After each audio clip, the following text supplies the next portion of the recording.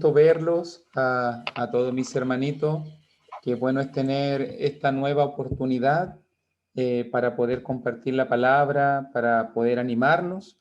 Creo que la palabra es fuente de vida, es siempre un motivo de ánimo, de gozo.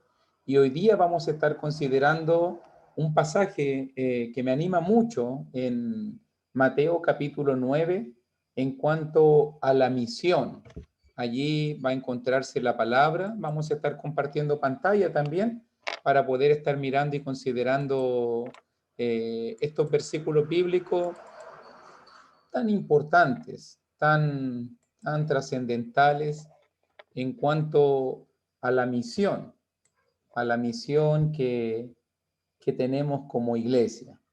Y note muy bien, vivimos tiempos de crisis. Vivimos tiempos de necesidades, tiempos de problemas y sobre todo en estos tiempos es cuando más no debemos perder nuestro enfoque, no perder nuestra visión. Y si usted se fija muy bien, cuando leemos, allí está el texto bíblico citado, cuando comenzamos la lectura en Mateo capítulo 9, si tenemos que hacer algún comentario del libro de Mateo, bueno, Mateo siempre nos va a estar presentando a Emmanuel, a Dios con nosotros, Dios visitando a su pueblo. Por lo menos, si puedo hablar algo generalmente, el libro de Mateo está, en este caso, sostenido, soportado por 5 grandes sermones. Así como la ley antiguo testamentaria estaba fundamentado en 5 libros de la ley, también el libro de Mateo nos presenta a Jesús a través de 5 grandes sermones. El primer sermón lo encontramos del capítulo 5 al capítulo 7. Si quieres se lo menciono. Después en el capítulo 10 vemos el segundo sermón. Después en capítulo 13 encontramos el tercer sermón.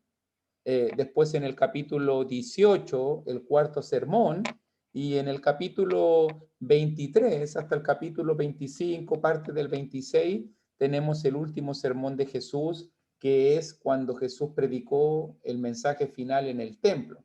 Primer sermón, el sermón del monte, el carácter de aquellos que son del reino.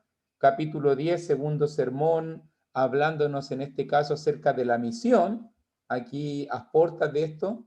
Después capítulo 13, parábolas del reino. Capítulo 18, la grandeza en el reino. Y en este caso capítulo 23, 24, 25, preparándonos para la destrucción del templo y la segunda venida de Cristo. En eso se basa más o menos el libro de Mateo, con la idea de presentarnos a Dios con nosotros. Si usted mira muy bien allí, en nuestro pasaje, la Escritura nos dice, recorría Jesús todas las ciudades y aldeas, enseñando en las sinagogas de ellos y predicando el evangelio del reino y sanando toda enfermedad y toda dolencia en el pueblo. Y al ver las multitudes, tuvo compasión de ellas porque estaban desamparadas y dispersas como ovejas que no tienen pastor. Entonces dijo a sus discípulos, a la verdad la mies es mucha, mas los obreros pocos. Rogad pues al Señor de la mies que envíe obreros a su mies. Aquí va a comenzar la palabra y note muy bien lo primero que vamos a estar aprendiendo aquí en el versículo 35. Nótelo muy bien, por lo menos hay 4 palabras importantes. Recorría, enseñaba, predicaba y sanaba. Note muy bien el énfasis que se da en la misión de Cristo. Nótelo muy bien, como miramos allí en el pasaje, el Hijo del Hombre vino a buscar y a salvar lo que se había perdido. Es Jesús quien recorre, es Jesús quien enseña, es Jesús quien predica, es Jesús ¿Quién sana? Él está tomando la iniciativa. Él es el que está desgastándose. Él es el que está yendo a las personas. Normalmente, a veces sucede que la gente tiene la percepción de que es la gente que necesita de Dios y que la gente busca a Dios. Nosotros nos cruzamos de brazos, nosotros esperamos que la gente llega, nosotros tiramos la carnada y ellos tienen que venir. Pero si tú te fijas de la actitud de Cristo, ¿qué hizo Jesús cuando estuvo en este mundo? Jesús se dedicó a buscar y a salvar. Jesús se dedicó a recorrer. Jesús recorría todas las ciudades. Jesús recorría todas las aldeas. Los pies que se desgastaban eran los pies de Cristo. Las sandalias que se desgastaban eran las sandalias de Cristo. Aprendemos mucho de la actitud de Jesús porque el Hijo del Hombre no vino a ser servido, el Hijo del Hombre vino a servir. Nótelo bien. Eso es lo primero que aprendemos allí en versículo 35. La misión de Cristo, la misión de nuestro Señor Jesucristo. Él está enseñando. Note todos estos aspectos que estamos enfocándonos. Y bueno, vamos a dejar el texto ahí mientras, pero piense un poco en esto. Él recorría, él se desgastaba, él invertía, él iba a la gente. Jesús no esperaba que la gente fuera a él. Jesús iba a la gente. Jesús iba a la gente. Tenemos mucho que aprender en cuanto a la mentalidad evangelística, a la misión de Cristo Jesús. Note muy bien que si miramos aquí, son tres aspectos de la misión que son destacados. Jesús se dedicaba a enseñar, era el maestro. Y cuando hablamos de enseñar, estamos hablando de educación, estamos hablando en este caso de un proceso de instrucción. El maestro, el que imparte un conocimiento, el que ayuda a la edificación. En este caso, Jesús era un maestro que instruía, era un maestro que formaba a la gente, pero también era un predicador.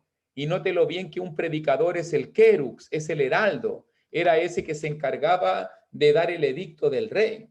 El predicador tiene que ver en este caso con el que proclama. El anuncio real es una proclamación pública. Es una proclamación pública. El predicador es aquel que expone, expande, es aquel que muestra el reino de Dios. Note la misión de Cristo. Él va a la gente. Mire la misión de Cristo. Él enseña en la sinagoga de ellos. Él educa, él instruye, él predica, él anuncia al mundo el evangelio del reino. El evangelio del reino. E incluso, si usted se... Y mire la diferencia. La enseñanza busca educar, pero la predicación busca convertir. Jesús era tanto un maestro como un evangelista. Y también Jesús sana.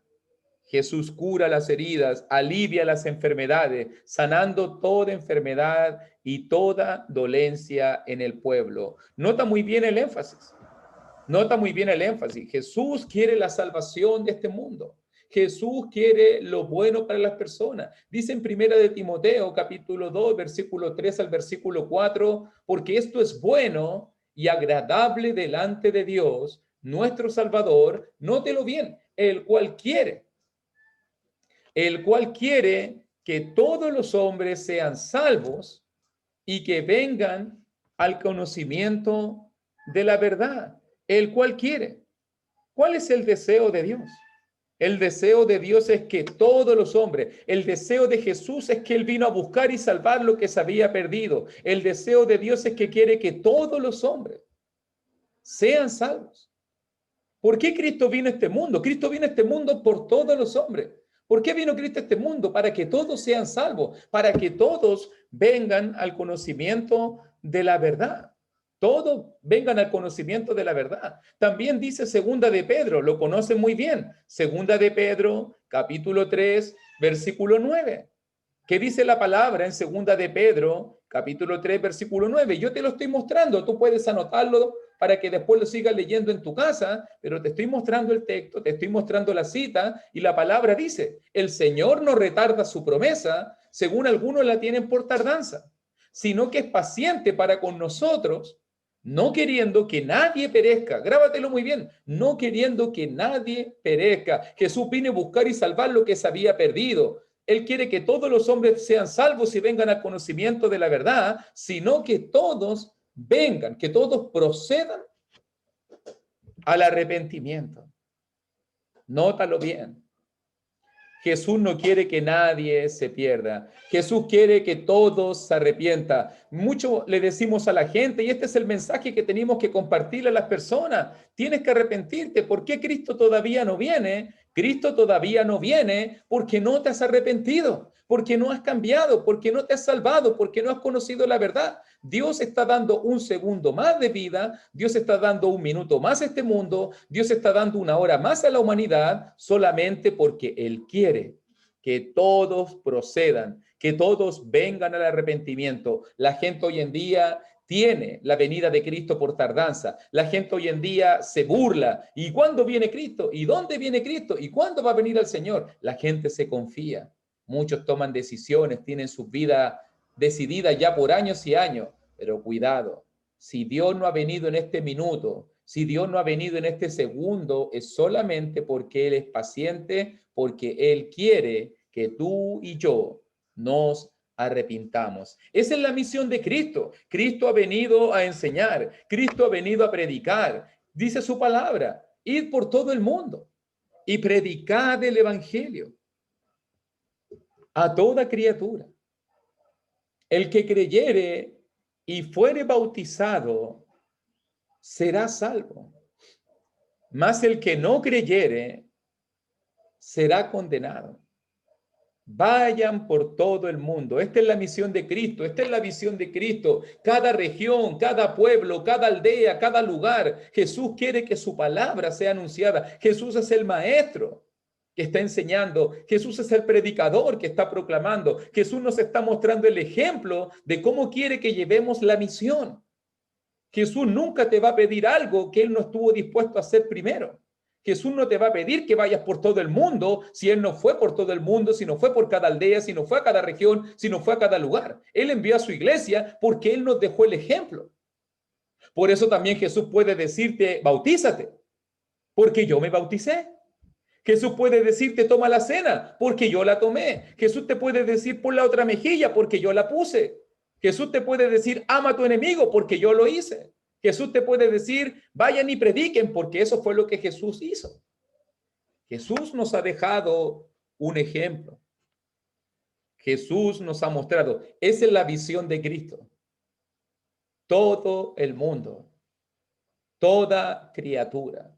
Nota muy bien que si volvemos al pasaje allí en Mateo 9:35, Jesús está preocupado de todo el cuerpo integral, de todo el ser humano integral.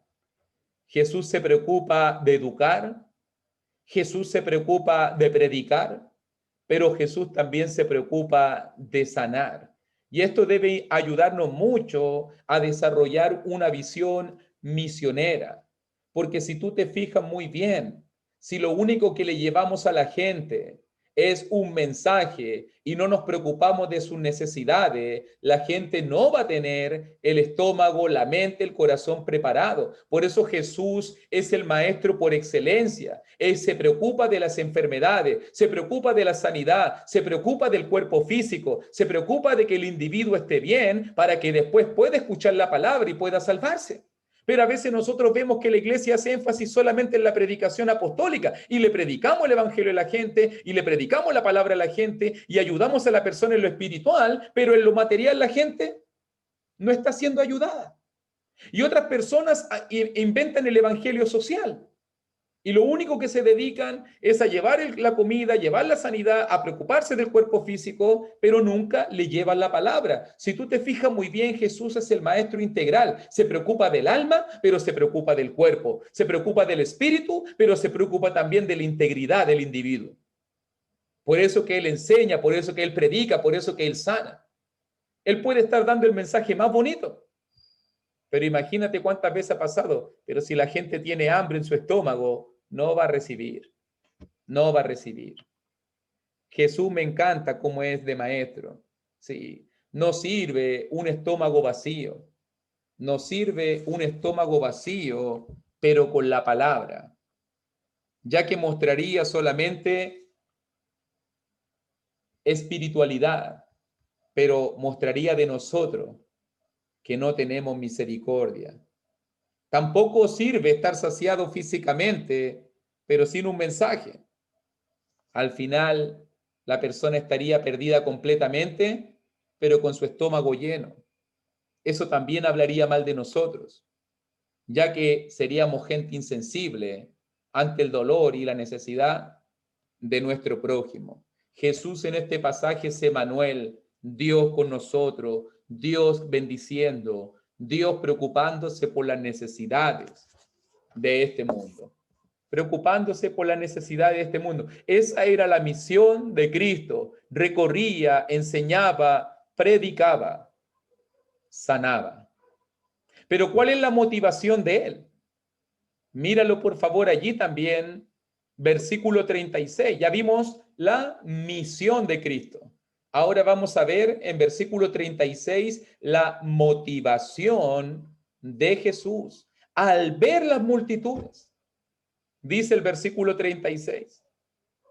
Tuvo compasión de ellas, porque estaban desamparadas y dispersas como ovejas que no tienen pastor. Note muy bien la motivación de Jesús. Para poder salir a predicar la palabra, para poder ayudar a otras personas, primero debemos tener las motivaciones correctas. Para poder tener la motivación correcta, tienes que tener el corazón correcto. Para poder tener el corazón correcto, tienes que tener la visión correcta. Si tú te fijas muy bien, todo comienza con ver. Jesús, al ver las multitudes, tuvo compasión de ellas. ¿Cómo era el corazón de Jesús? El corazón de Jesús ardía con compasión por el necesitado, por el perdido. Sin la compasión de Cristo será imposible salir a predicar este mundo. Sin ver a la gente como la veía Jesús, va a ser imposible que tú y yo seamos conmovidos por las necesidades de este mundo. Para sentir y amar como amaba Jesús, primero tenemos que ver a la gente como la vio Jesús. Necesitamos interesarnos sinceramente. ¿Cómo veía Jesús a la gente? ¿Sabe cómo Jesús veía a la gente? Desamparados, dispersos, ovejas que no tienen pastor. Esa era la visión de Cristo. Nótelo bien, cómo Jesús veía este mundo. Juan 3:16. Porque de tal manera amó Dios al mundo que ha dado a su Hijo unigénito para que todo aquel que en él cree no se pierda, mas tenga vida eterna. ¿Cómo Dios nos ve? Como perdidos, como necesitados de salvación y vida eterna. Este mundo le ha dado vuelta la espalda a Dios. Este mundo se ha alejado del Señor. Aún así Dios nos ha amado. Aún así el Señor nos mira con compasión. Aún así Dios nos ofrece su misericordia.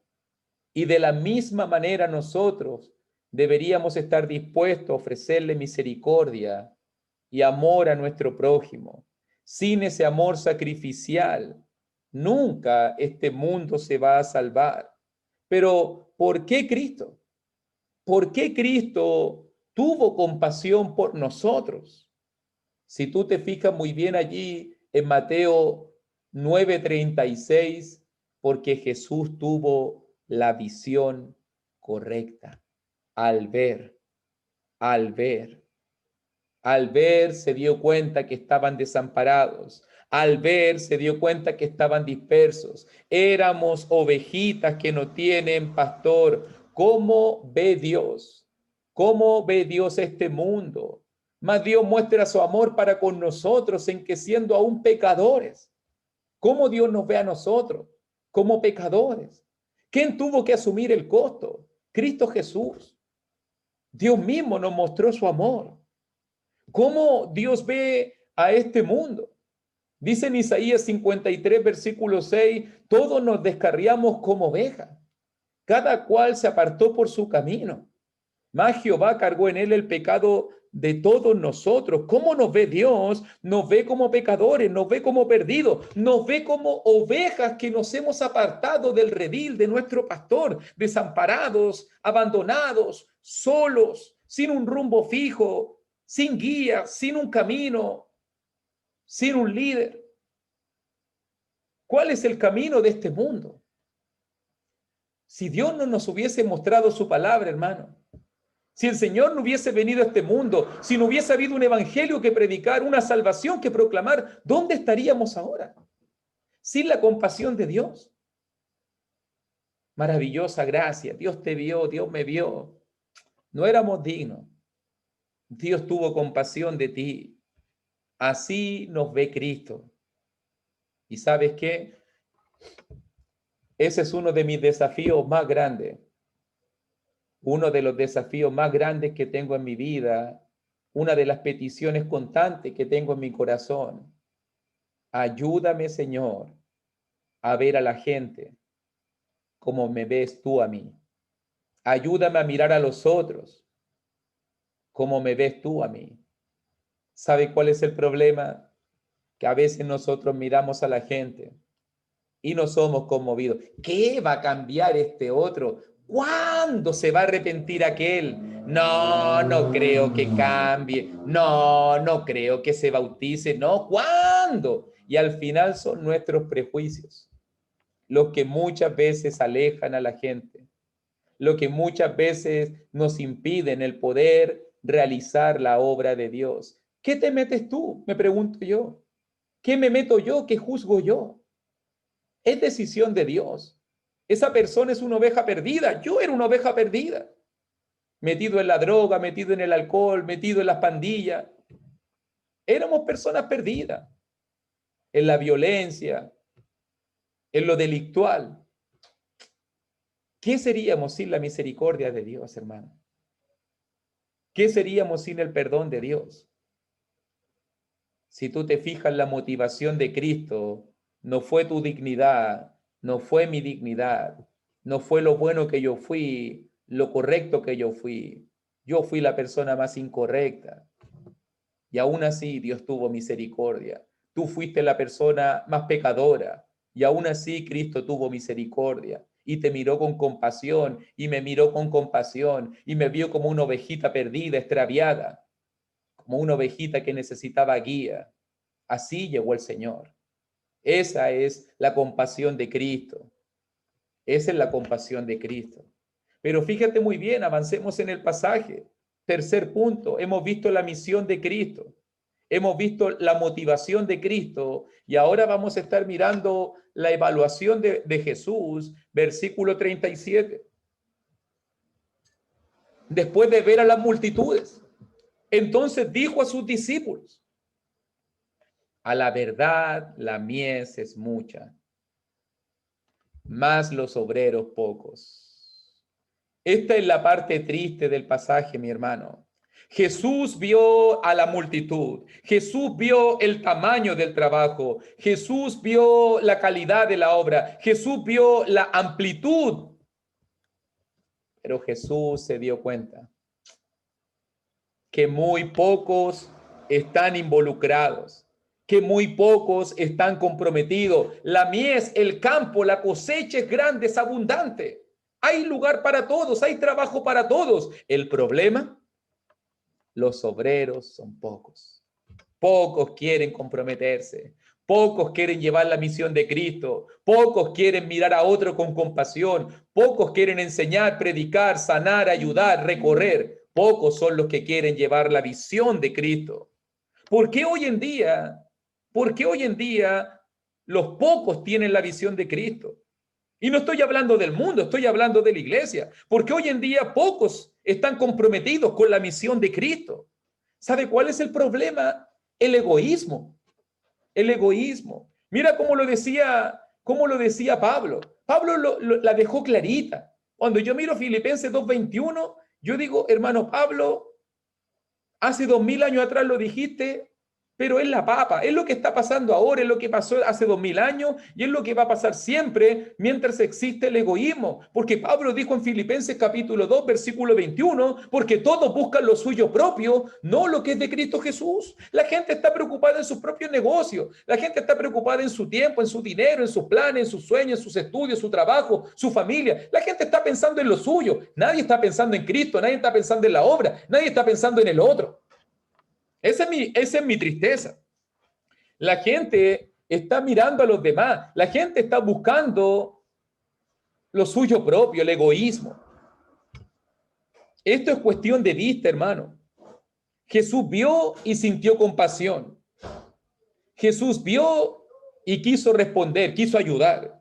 Y nosotros, fíjate que todos tenemos ojos, pero no todos tenemos la misma visión. ¿Sabes por qué? Porque todo depende del enfoque con el cual estás viendo la vida. ¿Cuál es tu enfoque? ¿Lo tuyo propio? ¿Cuál es tu enfoque? Cristo Jesús. ¿Cuál debe ser nuestro enfoque? ¿Es sensible tu corazón? Fíjate muy bien que la manera como estamos mirando a las personas va a determinar lo que sentimos por ella. Eso va a condicionar lo que tú vas a hacer por ella. Si tú no ves a la gente perdida, si tú no ves a la gente extraviada, si tú no ves a la gente en el infierno, a las puertas del fuego, nunca vas a hacer algo por rescatarla. Nunca. Lo increíble es que Jesús no solo vio el problema, Jesús también vio la solución. Él vio la oportunidad. La mies es mucha, los obreros pocos. Él vio una gran cosecha. Él vio un campo listo para la siega. La necesidad de Dios es tremenda. ¿Quién quiere trabajar para el Señor hoy día? Jesús te dice, la mies es mucha, para que veas la inmensidad de la obra, para que veas que todos pueden trabajar, que nadie está excluido. Pero también te dice, los obreros son pocos, para que nos motivemos y nos preocupemos, para que te involucres, para que tú seas de esos pocos, para que yo sea de esos pocos. Dios te necesita en su obra, hermano. Y ese es el tenor, ese es el punto principal de lo que quiero decir en el mensaje del día de hoy. Dios te necesita comprometido, Dios te necesita predicando, enseñando, sanando, ayudando, mirando a la gente con el corazón de Cristo. Cristo ya no está en este mundo. Los ángeles no van a llevar la misión de Cristo. Los apóstoles ya murieron. Lo único que queda de Jesús en la tierra es su iglesia. Eres tú y eres yo. Somos nosotros. Y si nosotros no hacemos la misión de Cristo, ¿quién la va a hacer? ¿Quién la va a hacer? No le vamos a pedir a los mormones que hagan la obra de Cristo. No le vamos a pedir a los testigos de Jehová que hagan la obra de Cristo. A los católicos que hagan la obra de Cristo. Somos nosotros. Es su iglesia. Es su pueblo. Somos nosotros los que tenemos que hacer la obra de Cristo. Por eso Jesús pasa al cuarto punto, a la solución que Él ofrece, su oración. La solución de Jesús. ¿Cuál es la solución que Jesús ofrece allí en versículo 38? Rogad pues al Señor de la mies que envíe obrero a su mies. Ahí está la solución de Jesús. Rogad, orar, pedir la ayuda a Dios. Debemos recordar que esta obra no es nuestra, hermano. Esta no es la obra del hermano Luis, esta no es la obra del hermano Héctor, esta no es la obra del hermano Humberto, de los hermanos de Colombia, de los hermanos de Chile. Esta es la obra de Dios. Es la obra de Dios. No debemos librar esta batalla solos. Él es el Señor de la mies. Él es el que levanta obreros. Él es el dueño del campo. Él es el que pone trabajadores. Y Él es la confianza que debemos tener. Él es el que nos ayudará. Nosotros solo debemos orar para que Dios levante obreros, pedir con fe, ponernos a disposición de la obra de Dios. Dios levanta obrero. Señor, ayúdame a mí a predicar. Señor, hazme valiente. Señor, abre mi boca. Señor, abre puertas. Toca los corazones de mi familia, de las personas que me rodean. Señor, ayúdanos. Rogad pues al Señor de la mies. Pedir con fe que Dios anime a los hermanos, pedir con fe que toque los corazones, pedir que el pueblo se levante a predicar, que nos decidamos a trabajar y confiar que los recursos son de Dios y no son los nuestros. ¿Qué aprendemos en este versículo, mi hermano? La obra es de Dios. No estamos solo en esto. Él es el dueño de todo. Es su obra, es su campo, es su misión. Y como Él es el dueño, entonces dice verso 38, Él es quien envía obreros a su mies. Él tiene poder para levantar. Él tiene poder para poner siervos y quitar siervos. Él está en control. Solamente debes ponerte a disposición. Lo único que tenemos que hacer nosotros es orar por obrero y decidirnos a trabajar. Es pedir puertas abiertas y te vas a dar cuenta cómo las puertas abiertas van a comenzar. Cómo los corazones van a ser tocados por la palabra del Señor. Y como Dios es maravilloso, mira cómo dice su palabra. Y esta es la confianza que tenemos ante Él, dice en Primera de Juan, capítulo 5, 14 y 15, que si pedimos alguna cosa conforme a su voluntad, Él nos oye. Y si sabemos que Él nos oye en cualquier cosa que pidamos, sabemos que tenemos las peticiones que le hayamos hecho. Antes de hablarle a una persona de Cristo, primero háblale a Cristo de esa persona. Ora por él. Pide por puertas abiertas. Pide para que Dios toque ese corazón. Y te vas a dar cuenta cómo Dios obra poderosamente en la vida de las personas. ¿Sabe qué? Es maravilloso. Dios es tan maravilloso que Jesús dijo allí en versículo 38, rogad pues al Señor de la mies. Dios está diciendo, oren. Dios está diciendo, pónganse a disposición de la obra. Dios está diciendo, clamen y pidan líderes, pidan puertas abiertas, pidan ayuda y socorro en su obra. Y si tú miras de inmediato, y si pasamos de inmediato al capítulo 10, es tremendo. Inmediatamente, versículo 1 de Mateo capítulo 10, entonces llamando a sus 12 discípulos, les dio autoridad sobre los espíritus inmundos para que los echasen fuera y para sanar toda enfermedad y toda dolencia. Dice versículo 5, a estos 12 envió Jesús inmediatamente. Inmediatamente surgen 12 líderes. Dios responde la oración de inmediato y 12 hombres reciben el llamado y responden como obrero a la mies. Ya no está Jesús solo, ahora son 12 más. Hay 13 ahora. ¿Te das cuenta cómo Dios respondió de inmediato? De inmediato. Y es lo que pienso en este mismo momento, mi hermano. En este mismo momento. Son 32 dispositivos conectados. 32 familias. Lo más probable es que esto debe ser más de 50, hasta 60 personas tal vez, que en este mismo momento están conectadas. Tal vez después muchos más lo van a ver por Facebook y van a verlo por YouTube. Podemos ser cientos y miles que veamos este mensaje. Con que tú te decidas, hermano. Mira el poder.